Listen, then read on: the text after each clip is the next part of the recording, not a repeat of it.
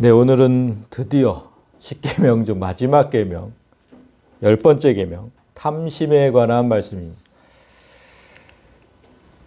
탐심, 내 이웃의 집을 탐내지 마라. 내 이웃의 아내나 그의 남종이나 여종이나 그의 소나 나귀나 물은 내 이웃의 소유를 탐내지 말라. 탐내지 말라는 말씀을 지금 2번이나 강조하시면서 십계명의 마지막에 우리가 무언가를 욕심내는 일을 강력하게 경고하고 계십니다. 우리가 무엇을 탐내면 안 되는지도 지금 구체적으로 말씀하고 계시죠. 네 이웃의 집, 이웃의 아내, 남종, 여종, 소나 나귀, 이렇게 구체적으로. 그러니까 이웃이 가진 것.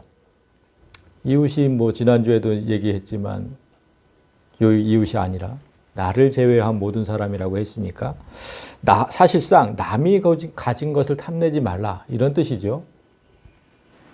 그런데 이 마지막 계명은 역사적으로 좀 논란이 있었습니다.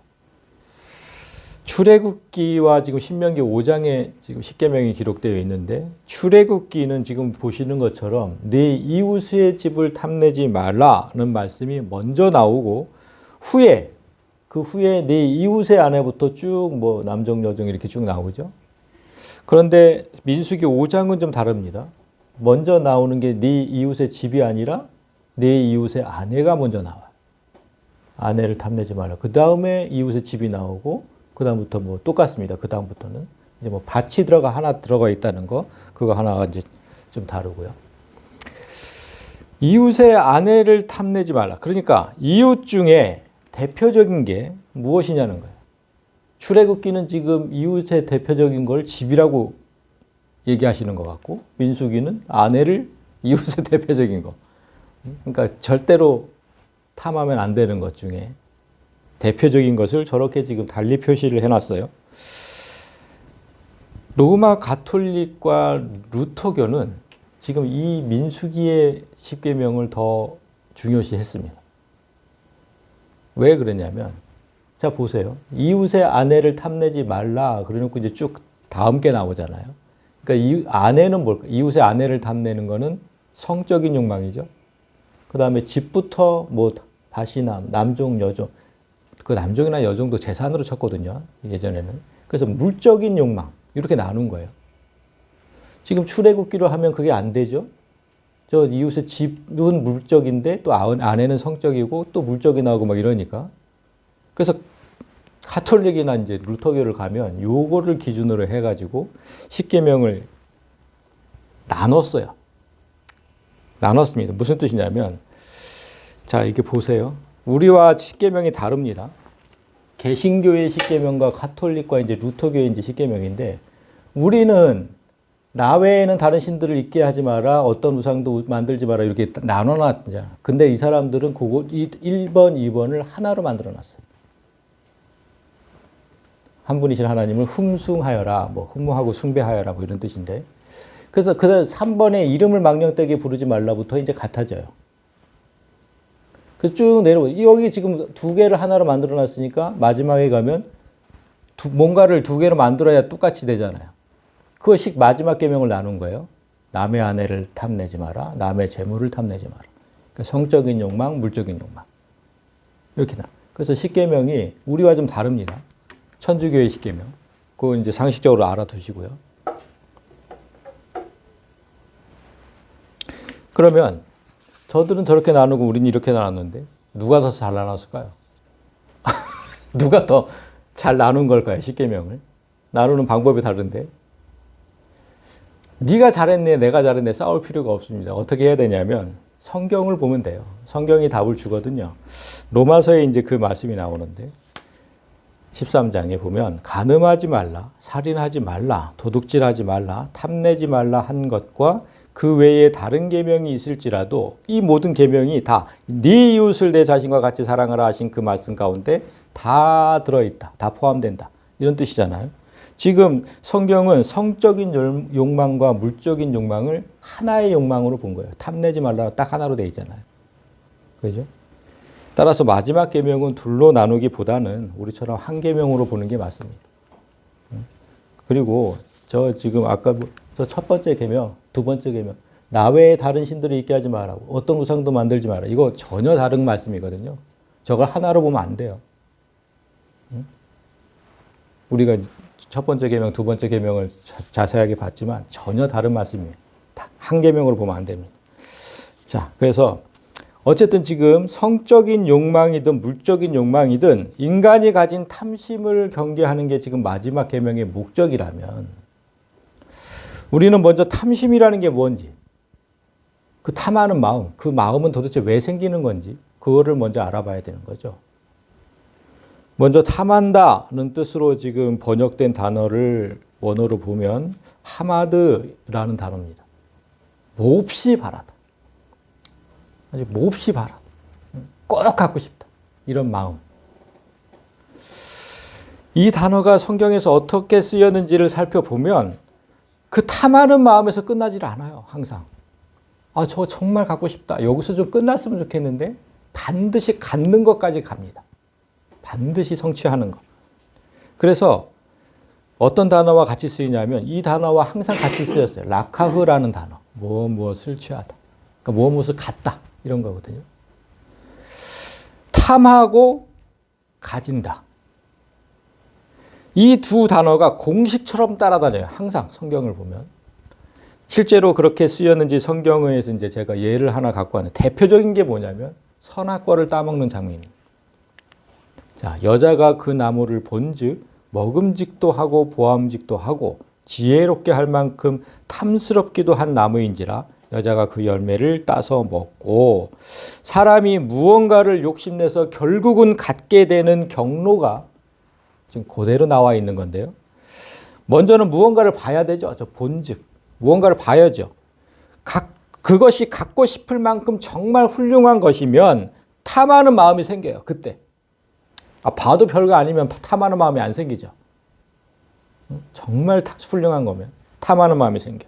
여기서 지금 탐스럽다, 그게 이제 하마드라는 단어가 쓰인 거예요. 이 단어가. 그리고 탐심이 생긴 후에는 기어이 그것을 내 것으로 만든다.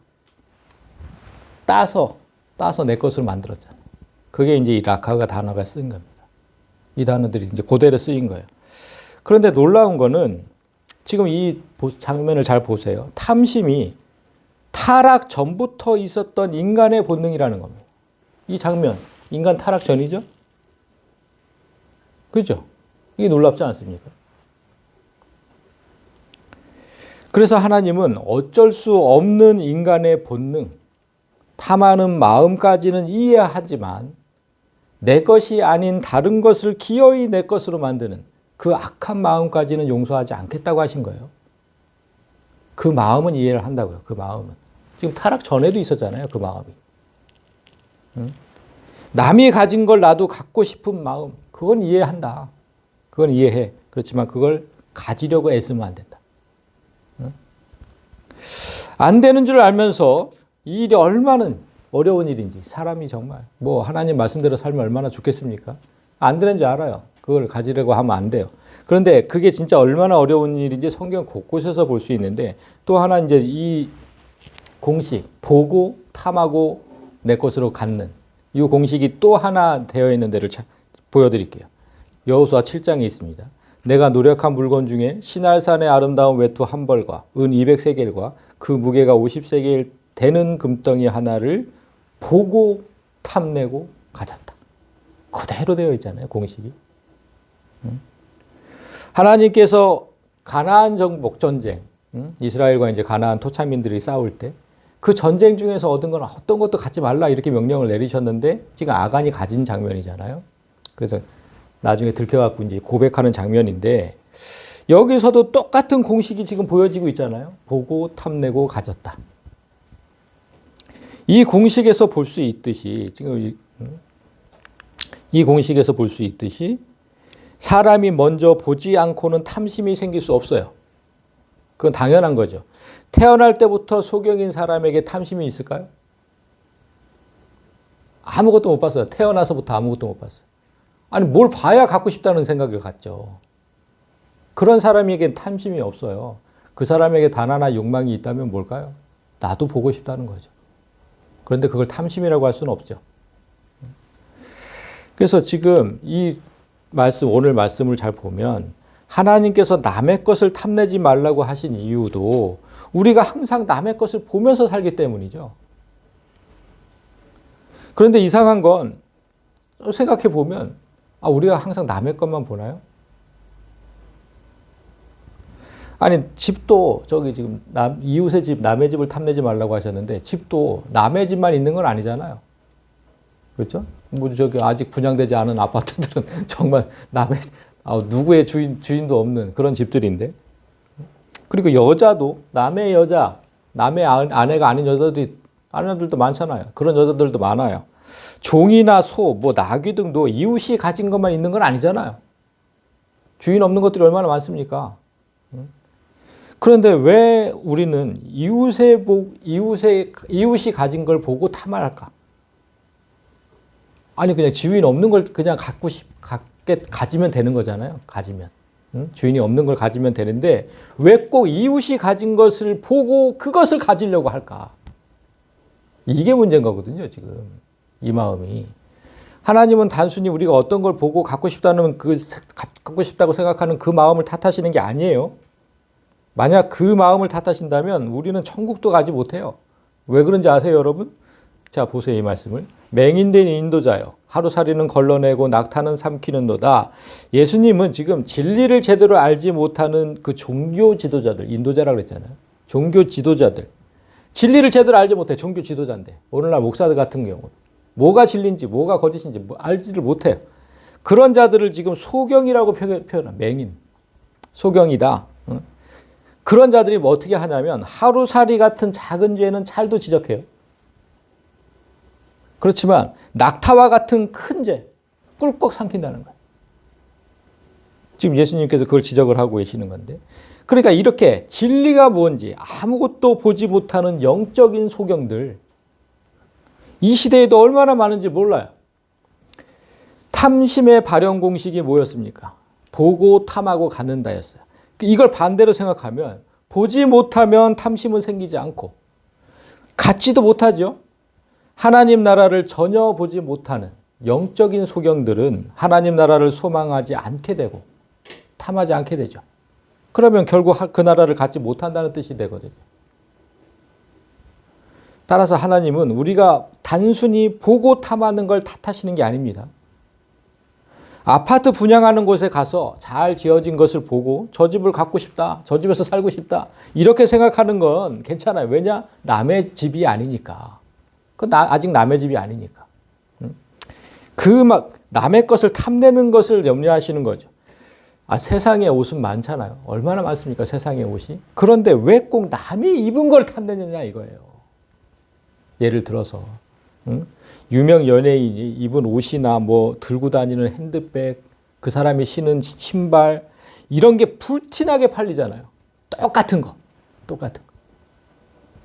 아니 평소에는 그런 스타일의 옷이 예뻐 보이지도 않았어요. 뭐 눈길도 안 줬어. 그런 소재로 만든 백이나 구두 관심도 없었어요. 그런데 유명 연예인이 착용했다는 이유 하나만으로 많은 사람이 똑같은 걸 구매하려고 줄을 서요. 줄을 서. 왜 그럴까? 그 마음은 어디서 나오는 걸까? 그래서 이 계명은 도둑질하지 말라는 계명과 차이가 있는 거예요.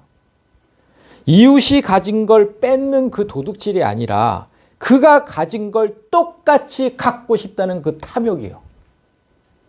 다르죠? 완전히 다릅니다. 하나님께서 이 계명을 주신 이유가 뭘겠습니까? 무엇일까? 왜 주셨을까? 이 계명을. 남이 가진 걸 똑같이 나도 갖고 싶다는 이 마음, 이 계명을 왜 주셨을까? 우리가 지금 보는 건 우리가 지금 눈으로 보는 게 다 세상이잖아요. 세상. 한순간 나도 저걸 갖고 싶다는 마음, 그것까지는 어쩔 수 없다.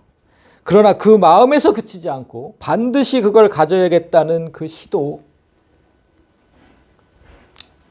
그 마음이 반복되는 걸 조심하라는 거거든요.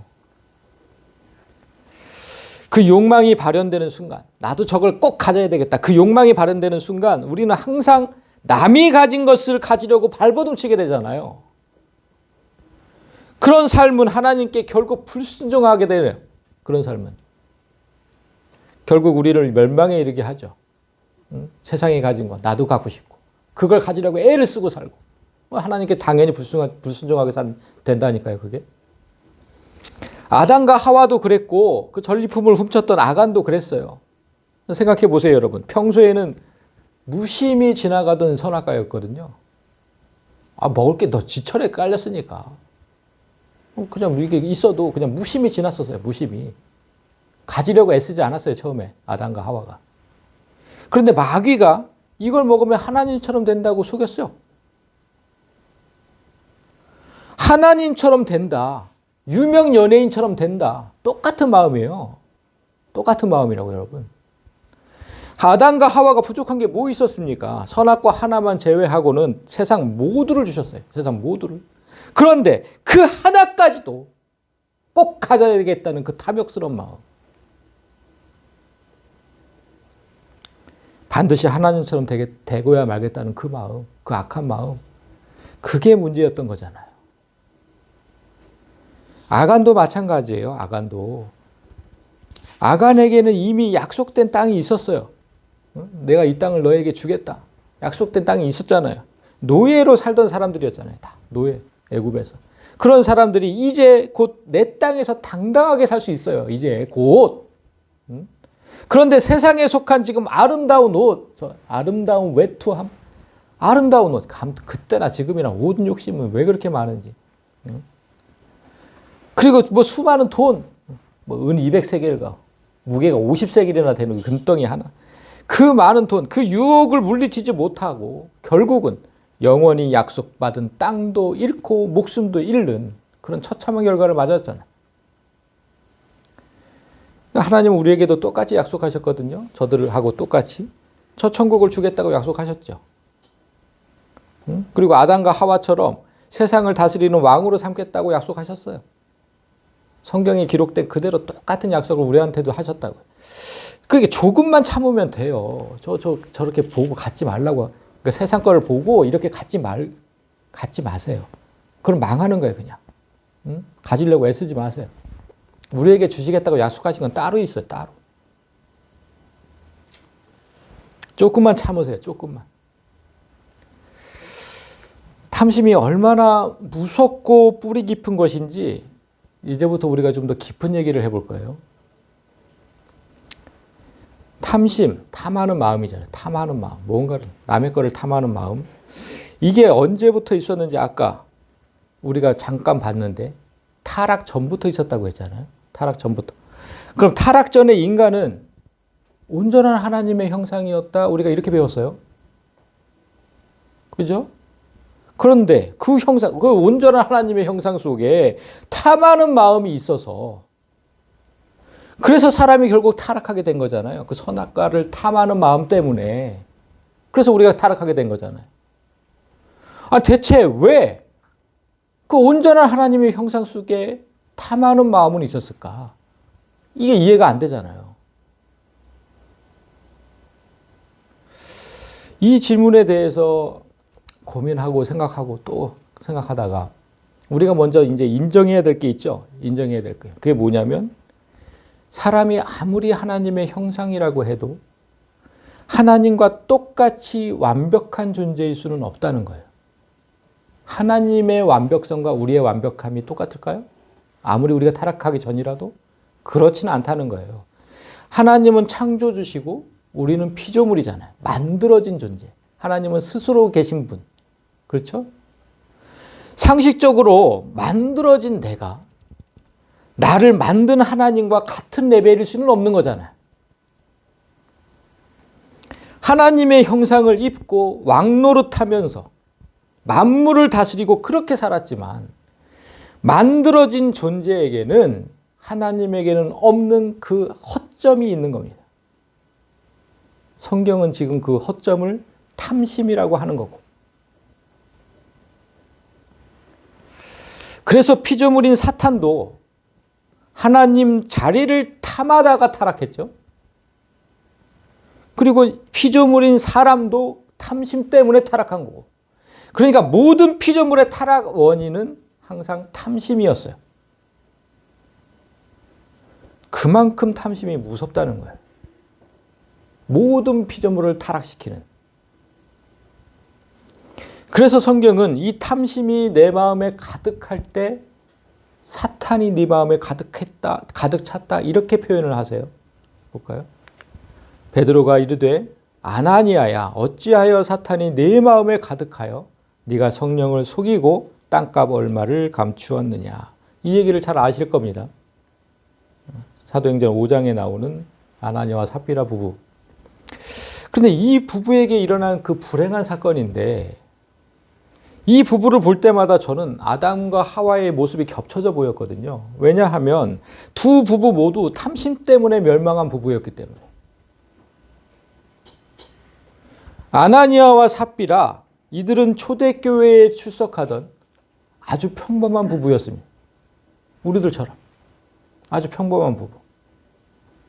그 예수님의 가르침대로 자신의 것을 팔아서 가난한 자들을 돕겠다고 그렇게 나서던 사람들이었어요. 그러나 이 부부의 결말은 끔찍했죠. 교회에서 그것도 헌금하다가 꼬꾸라져 죽었습니다. 남을 돕겠다고 헌금하다가 그렇게 죽었어요. 하나님께 약속했던 그 헌금의 얼마를 감추었다는 게 그 이유였잖아요. 뭐 여러분 다 아시는 얘기니까. 그게 단지 그 이유였어요. 그것 때문에 꼬꾸라져 죽었어요. 그게 어이가 없는 거죠. 그렇게 성경으로만 보면 정말 어이가 없는 거죠. 초대교회에는요, 여러분, 가난해가지고 단 한 푼도 바칠 수 없던 그런 사람들이 수도 없이 많았어요. 너무 가난해서. 그런데 그들에 비하면 이 부부는 비록 일부를 감추었다고 해도 그래도 땅을 팔아서 재산의 상당 부분을 바친 거잖아요. 일부를 감췄다고 해도. 그런데 그게 꼭 죽을 이유입니까? 하나님 나라가 모든 재산을 싹 다 바쳐야 되는 그런 공산주의 국가도 아니잖아요. 근데 왜 얼마를 감췄다고 죽이시냐고. 이 기사를 보고서 도무지 다들 이해가 되지 않으니까 부부가 죽은 이유를 다양하게 추측들 하죠. 하나님 앞에 함부로 서원하면 안 된다. 그러니까 죽지 않느냐.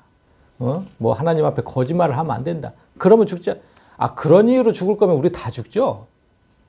우리 서원하고 하나님 제가 앞으로 이렇게 살겠습니다. 하나님 제가 이렇게 살겠습니다. 서원하고 약속하고 그렇게 산 사람이 누구나 몇 명이나 단 한 사람도 없을걸. 기도한 대로 사는 사람이. 그럼 다 똑같은 거죠. 그렇게 해석을 하면 우리도 다 죽어야 되는 거죠. 따라서 이 부부가 죽은 이유는 분명히 따로 있는 거예요. 우리가 안 죽은 거 보면 그렇죠. 따로 있는 거예요. 이유가. 지금부터 우리는 이 부부를 통해서 인간의 탐심이 얼마나 무서운 건지, 어디까지 뻗쳐 있는지, 그들은 도대체 왜 죽게 됐는지 이제 놀라운 사실을 알게 됩니다. 여러분, 초대교회가 어떻게 탄생했죠? 성령의 임재 이후에 탄생했잖아요. 성령께서 각 사람 머리 위에 불로 임하셨어요. 불로. 각 사람 머리에. 그리고 그 역사가 일어난 후에 그 교회가 탄생을 했고, 그렇게 탄생했으니까 교회의 분위기는 정말 최고였죠. 그렇지 않을까요? 불로 탁탁탁 임하고 그런 사람들만 모였는데 분위기 최고죠. 모든 성도가 다 천사 같았고 교회는 그냥 천국이었어요. 천국. 지금은 좀처럼 볼 수 없는, 지금은 거의 볼 수 없는 교회 안의 천국. 그 천국이 그 초대교회에서는 이루어지고 있었거든요. 그래서 그 모습을 성경이 계속 반복하면서 얘기를 했어요. 사도행전 2장을 보면 모든 물건을 서로 통용하고 또 재산과, 그러니까 니께 내게 없다는 거죠. 이게 내 거 아니야, 내 거 아니야. 다 같이 쓰는 거예요. 모든 물건을 서로 통용하고 재산과 소유를 팔아서 각 사람의 필요를 따라 다 나눠줬다. 불쌍한 사람들에게 다 나눠줬다는 거예요. 내 재산 다 팔아서. 이 얘기를 계속 하신다고요. 믿는 무리가 서로 모든 물건을 서로 통용하고 자기 재물을 자기 것이라 하는 이가 없다. 이게 가능할까요? 이게 가능한 일인가? 또 얘기를 해요. 그 중에 가난한 사람이 하나도 없었다. 그 초대교회 분명히 몇백 명은 됐을 건데. 수도 없이 많았어요. 가난한 사람이. 근데 이렇게 살다 보니까 가난한 사람이 이제 하나도 없어. 이는 그들이 각 사람의 필요를 따라 나누어 주었기 때문이다. 이런 교회였어요. 이런 교회. 교회는 원래 이런 목적으로 탄생한 공동체거든요. 근데 어느 교회가 그렇게 삽니까? 다 내 것을 중요시하고 살지. 이런 교회가 되면 우리가 꿈꾸는 저 지안이 이루어지는 거예요. 우리는 지안을 꿈꿉니다. 맨날 써놨잖아요. 저 지안이 이루어지는 거예요. 사람이 교회에 와서 천국을 맛볼 수 있는 그 지안. 그 뜻이잖아요, 우리. 그런데 주목해야 할 건 이런 교회를 만드는 일에 바나바라는 유대인이 자신의 전 재산을 드렸다는 기록이 있습니다. 자, 구브로에서 난 레위족 사람이 있으니 이름은 요셉이라. 사도들이 일컬어 바나바라 하니 그가 밭을 팔아 그 값을 사도들의 발 앞에 두니라. 아나니와 삽비라 그 기사가 있기 전에 이 기사를 딱 써놓으신 이유가 있어요. 이 기사를 왜 써놓으셨냐? 바나바는 예수를 그리스도라고 인정하지 않던 유대인의 주축, 지도자, 그 제사장 가문의 사람이었어요. 레위족 사람이다 이렇게 분명히 밝히셨잖아요. 그러니까 예수님을 십자가에 못 박는데 앞장섰던 유대교회의 지도자, 아까 예수님이 맹인이라고 했던 그 가문 사람이라고요. 그 가문 사람. 근데 그 사람이 지금 예수님을 받아들였다는 거예요. 그런 가문의 사람이. 그 바나바가 그래서 유명한 거죠. 뭐 교회마다 바나바 남성교회가 없는 데가 없잖아요. 그런 가문에서 예수를 믿었다. 거기서 끝난 게 아니라 그가 밭을 팔아서 그 값을 다 사도들의 발 앞, 그러니까 남을 그 가난한 사람들을 돕는 데 썼다는 거죠. 이게 얼마나 대단한 일인지 성경이 지금 실명까지 거론하면서 요셉인데 사도들이 그냥 바나바라고 불렀다. 실명까지 거론하면서. 그래서 소개하고 있는 이유가 있는 거죠. 이런 분위기에서 아직까지도 땅을 다 모든 사람이 지금 다 땅을 팔아서 다 지금 가난한 사람들하고 다 나눠 썼는데 아직까지도 땅을 안 팔던 부부, 그들이 바로 아나니아와 삽비라였던 거예요.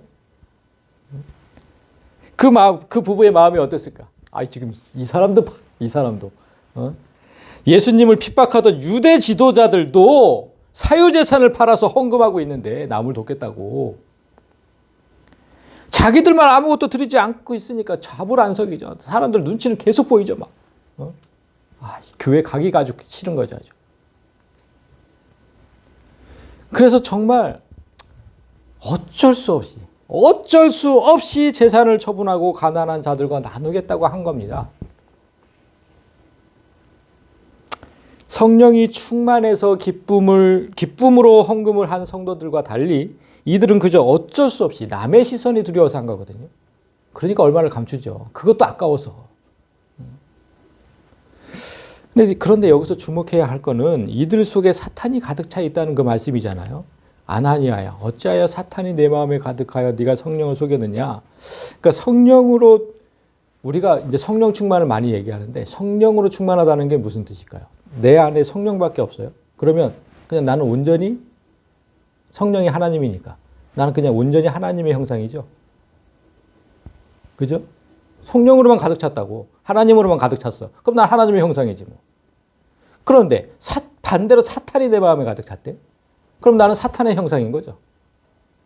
성령 충만과 사탄 충만 이렇게 나눠지는 거죠. 사람은 그렇게 자신의 형상대로 살아가요. 하나님의 형상인 사람은 하나님으로 살아가고 사탄으로 그렇게 가득 찬 사탄으로 가는 거죠. 이 부부의 형상은 지금 사탄이었다 이 말씀을 하시는 거예요. 그리고 그러면 사탄이었으니까 사탄의 탐심으로 가득 차 있었겠죠. 그럼 대체 자 이제부터는 이들 부부가 아니라 이제 사탄인 거예요. 사탄의 형상이니까 이 사탄은 대체 무엇을 보고 이거 탐심의 발현 공식 대체 무엇을 보고 무엇을 탐하고 무엇을 가지려고 했을까? 그 초대교회 안에서. 응? 사탄이니까. 사탄이 탐했던 게 고작 땅값이 얼마였을까요? 그래서 성경을 고지고대로 보면 안 돼요. 아니 땅값이 얼마였냐고 사탄이 고작 탐한 게? 그러면 부부가 죽은 이유가 설명되지 않는다니까 여러분. 그럼 하나님은 완전히 진짜 무자비한 하나님이 돼버리죠. 무슨 공산주의도 아니고 말이야. 그거 아니에요. 그러니까 땅값에 얼마를 탐한 게 아니에요. 사탄은. 사탄이 탐하고 가지려고 했던 건 성령으로 충만한 교회. 네 것 내 것 없이 사랑으로만 가득 찬 그 교회. 그 교회를 탐한 겁니다. 그래서 앞에 그렇게 막 다 보여주신 거예요. 교회는 건물이 아니라고 했죠. 이 건물을 탐했다는 게 아닙니다. 사탄이. 뭘 탐했다는 거예요? 성도의 모임이 교회니까 성도를 탐했다는 거거든요. 따라서 그 성도의 자리를 노렸다. 나도 성도의 자리에 오르고 싶다는 거예요. 지금 아나니아와 삽비라를 통해서 나도 성도가 되고 싶다.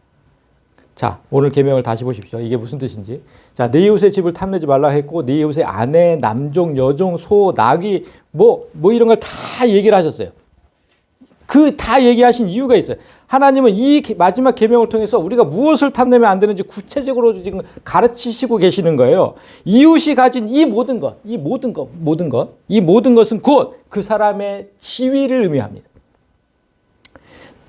가진 게 많으면 높은 지위에 있는 거고 가진 게 없으면 낮은 지위에 있는 거죠. 높은 자리, 낮은 자리. 그 자리. 네가 갖지 못한 자리를 이웃이 가졌다고 해서 그 자리에 오르려고 탐하지 말라는 겁니다. 그 자리에 오르려고. 아나니아와 삽비라 속에 있었던 사탄은 자신은 절대로 가질 수 없는 그 자리, 성도라는 그 자리. 그 자리를 탐한 거예요. 갖겠다고. 그러면 왜 사탄이 성도의 자리를 탐했을까요?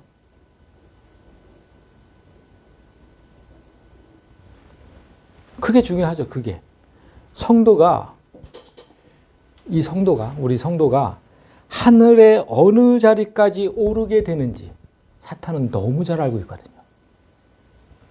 진심으로 하나님 나라를 위해 헌신하는 바나바와 같은 그런 성도들에게는 하나님 우편에 앉는 권세가 주어진다고 성경이 기록했어요. 우리가 이걸 몇 번 봤죠. 허물로 죽은 우리를 그리스도와 함께 살리셨고 또 함께 부활하셨 함께 일으키사 그리스도 예수 안에서 함께 하나님 우편에 앉으시니. 그리스도 예수께서 앉으신 그 자리, 그 백보자는 이제 요한계시록에 보면 백보자라고 나오는데 세상을 심판하는 자리예요. 그 자리가. 그 영광의 자리에 우리도 함께 앉게 된다. 우리도 성도들은. 그 자리는 분명 하나님의 자리죠. 세상을 심판하는 자리니까.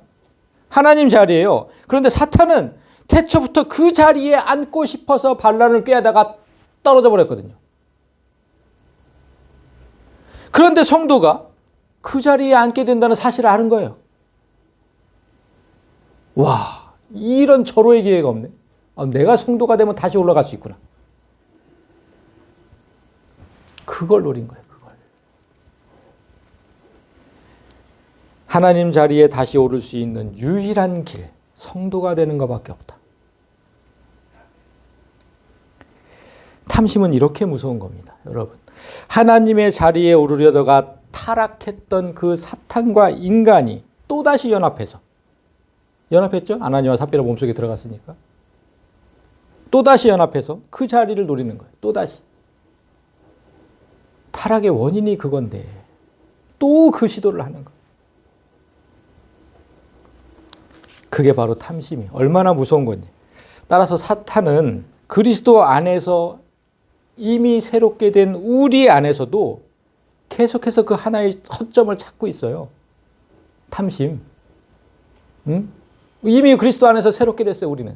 그런데 허점은 아직 있죠. 우리 안에도 계속 탐심이 있으니까. 타락 전에 분명히 있었잖아요. 그 허점, 탐심. 여러분이 삶 속에서 세상의 자리를 탐하기 시작하면 그때부터 여러분 마음속에는 세상의 주인인 사탄이 자리를 잡게 돼요. 내가 세상을 원하고 있으니까. 나도 저 자리에 가고 싶다.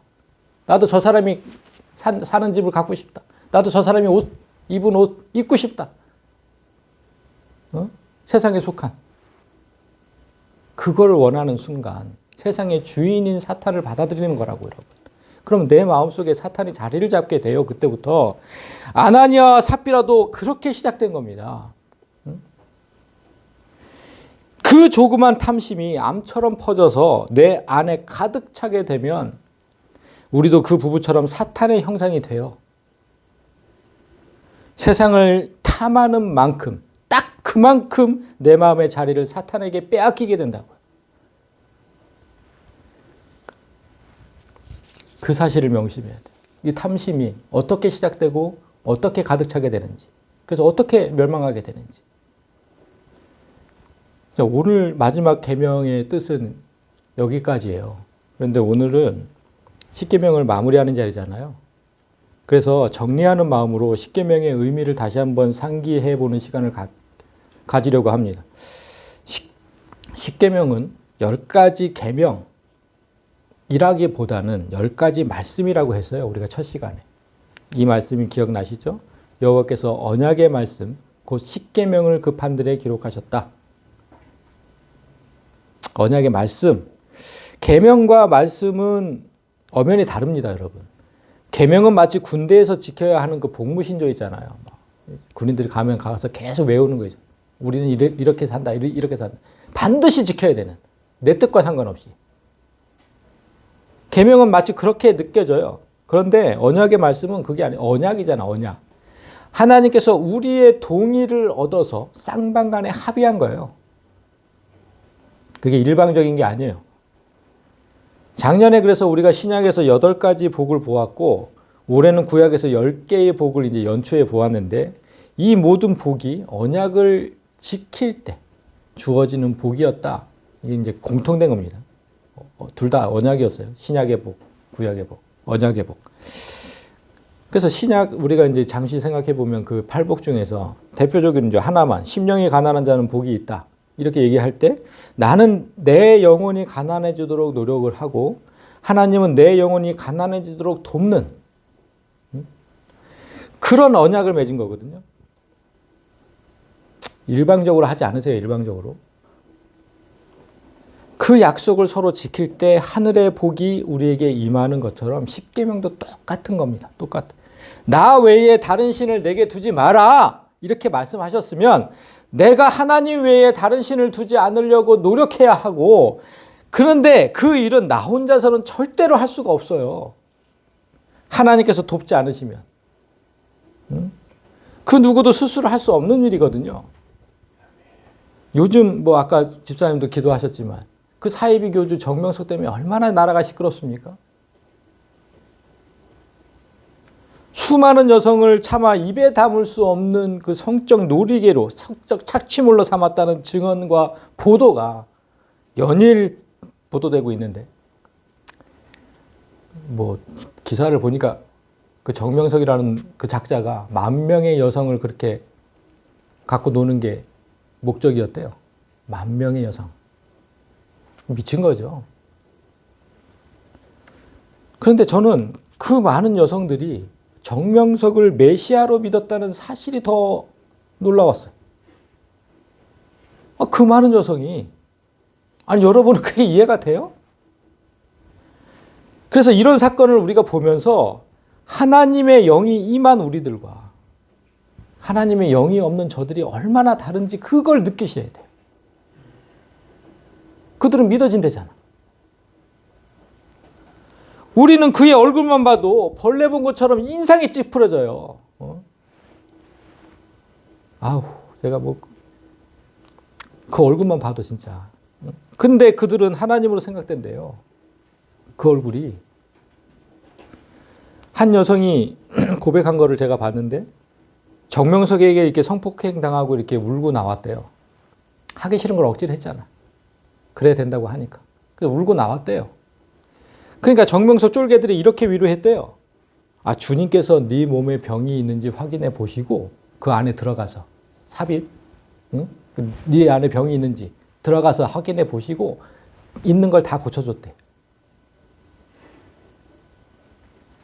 그러니까 정말 기뻐해야 될 일인데 왜 우니? 이렇게 얘기를 했대요. 그러니까 이 여성은 또 그게 또 믿어지더래요. 아, 그렇구나. 아휴.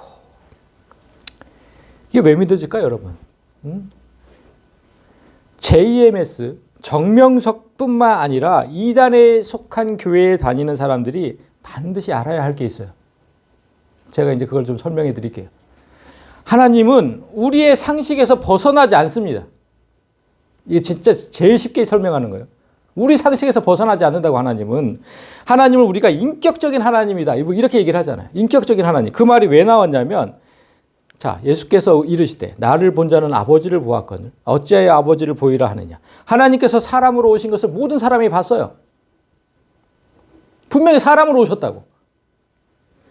그 인격, 하나님도 사람으로서의 품격을 갖췄다는 뜻이거든요. 하나님은 사람으로 그렇게 오셔가지고 우리와 똑같이 생각하시고 우리와 똑같이 배고프고 뭐 다 성경에 다 기록되어 있잖아요. 똑같이 생각하시고 행동하셨어요. 불쌍한 자를 도우시고 병든 자를 고치시며 폭력으로 사람을 괴롭히는 자들을 질책하셨어요. 그렇게 사는 게 사람이 갖춰야 할 인격이다라는 것을 분명하게 보여주셨다고. 그래 놓고 이제 마태복음에서 이렇게 말씀하셨어요. 너희가 악한 자라도 좋은 것으로 자식에게 줄 알거든. 하물며 하늘에 계신 너희 아버지께서 구하는 자에게 좋은 것을 주시지 않겠느냐. 사람 중에 아무리 악한 사람이라도 무엇이 옳고 그른지는 알아요. 아무리 악해도. 악한지 알면서도 하는 거예요. 안다니까요. 무엇이 옳고 그른지는. 그런데 하물며 악이라고는 한 점도 없으신 그 하나님께서 사람이 눈살을 찌푸리는 일을 하시겠느냐고. 상식적으로 옳지 않은 일은 하나님도 절대 하지 않으세요. 악한 우리도 그게 나쁘다고 아는데. 사이비 교주가 하나님으로 생각된다면 제발 이 말씀을 명심하세요. 악한 자도 나쁜 것을 자녀에게 주지 않는다. 하물며 하나님께서 내가 싫어하는 것을 주시겠느냐. 하기 싫은데 억지로 가서 하고 짜고 울지 말라고. 그거 하나님 아니라고요. 내가 싫어하는 걸 왜 하나님이 억지로 하시겠느냐고. 이게 어려워요, 여러분? 제가 정말 쉽게 설명했는데. 그러니까 성령이 없으면 이게 구분이 잘 안 되니까 제가 쉽게 설명한 거라고요. 정명석 그 인간은요, 인간이 아니에요. 그냥 짐승이에요, 짐승. 그건 제 말이 아니고 성경이 그렇게 얘기를 해요. 그런 자는 그냥 짐승이라고. 자, 보세요. 이 사람들은, 정명석 같은 사람들은 잡혀 죽기 위하여 난 이성 없는 짐승 같아서. 짐승들이 다 잡혀 먹으려고 태어나잖아요. 그거와 똑같다는 거예요. 잡혀 죽기 위해서 이성이 없다고. 사람처럼. 그런 짐승 같아서 낮에 즐기고 노는 것을 기쁘게 여기는 자들이니 음심이 가득한 눈으로 범죄하기를 그치지 아니하고. 그러니까 만명을 대상으로 하죠. 굳세지 못한 영혼들을 유혹하며 그 수많은 그 사람들, 굳세지 못한 영혼들, 그것들을 유혹하며 탐욕에 연단된 마음을 가진 자들이니 아주 탐욕으로 연단이 됐다고. 그거밖에 없어요. 탐하는 마음. 그거밖에 없다고. 사탄으로 가득 차서. 그게 저주의 자식이다. 저주의 자식. 딱 정명석 같은 자를 이렇게 말씀하신 거예요. 성경이 말씀하고 있는데 왜 그렇게 깨닫지 못할까? 그것도 교회라고 다 다니고 있으면서. 그런데 하나님의 영이 없으면 그런 자를 구별할 수 없다는 게 문제잖아요. 그게 문제예요. 따라서 아직 성령을 받지 못해서 무엇이 옳고 그른지 모르겠다면 하나님도 인격을 가지셨다는 사실을 기억하고 상식 밖에 일을 행하는 자들을 그냥 멀리 하시면 돼요. 그게 어렵지 않잖아요, 그거는. 하나님께서 사람의 탐심에 관한 계명을 10계명 중에 마지막에 두신 이유도 이와 관련해서 생각해 보면 명확해집니다. 하나님께서 10계명을 주시기 전에 이렇게 말씀하셨어요. 나는 너를 애굽 땅 종되었던 집에서 인도하여 낸 내 하나님 여호와니라. 그리고서 첫 번째 계명부터 쭉 얘기하신 거거든요.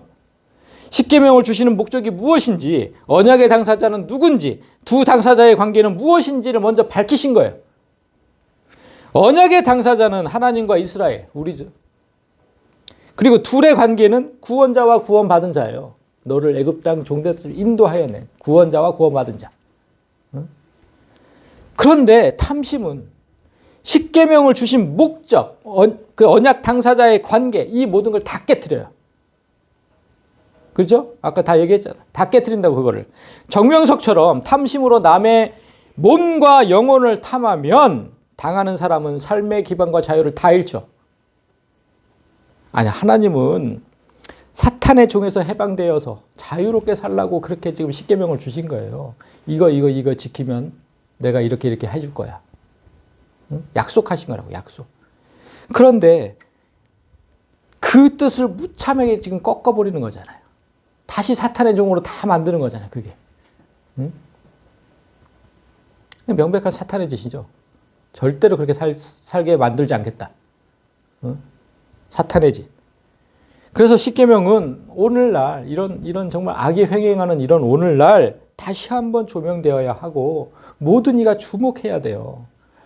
그런데 어떻게 그렇게 십계명에 관심이 없을까? 제가 열 주를 말씀을 올린 거를 들은 사람의 개수를 보니까 참 너무 마음이 아파서 그래요. 진짜 안 듣는다. 진짜 안 들어. 십계명? 그거 지루해, 고루해. 이렇게 생각하는 건지. 예수님도 이 십계명이 성경의 기둥이라고 하셨잖아요. 자, 예수께서 이르시되 네 마음을 다하고 목숨을 다하고 뜻을 다하여 주 너의 하나님을 사랑하라 하셨으니 이것이 크고 첫째 되는 계명. 이 십계명 1부터 4계명이죠. 그리고 둘째도 그와 같으니 네 이웃을 내 자신같이 사랑하라 하셨으니 이 두 계명. 그러니까 5계명부터 10번째 계명은 이제 사람을 사랑하라. 이 두 계명이 온 율법과 선지자의 강령이다. 그러니까 강령이라고 번역한 단어의 원뜻을 제가 말씀드렸어요. 매달려 있다는 뜻이에요. 매달려 있다. 그래서 이 두 계명이 기둥처럼 이렇게 서 있고 성경 모든 말씀이 그 기둥에 매달린 거다. 응? 하나님을 사랑하고 사람을 사랑하고 이 두 기둥. 모든 말씀이 여기에 매달려 있다고. 매달려 있어. 근데 정명석이 사람을 사랑하고 있어요? 아니, 이게 어려운 얘기냐고.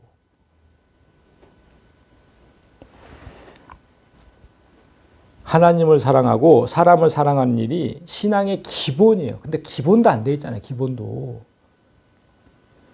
그것이 구원받는 유일한 길이에요. 두 계명이.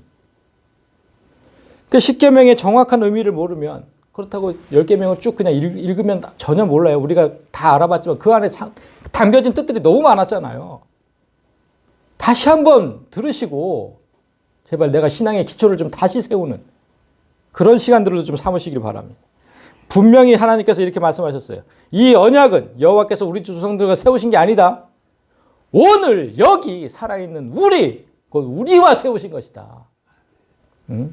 오늘까지 10주에 걸쳐 들었던 십계명을 하나님과 내가 맺은 언약이라고 생각하지 않는 사람은 구원의 자격이 없는 겁니다.